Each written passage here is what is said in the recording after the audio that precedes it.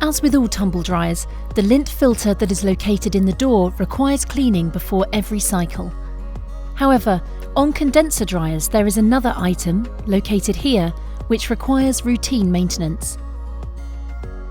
Once you release the clips, the flap will hinge downwards, and you'll see the handle for the condenser which you can pull to remove it from its housing.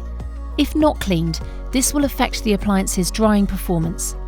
It's best to clean the condenser under running water on a monthly basis.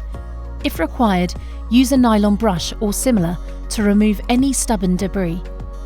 Once clean, shake off excess water, pat it dry, and then slide it back into the housing, making sure that it's the correct way up.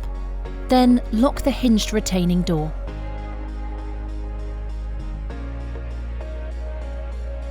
If you need any more help or advice, our consumer care team will be happy to help.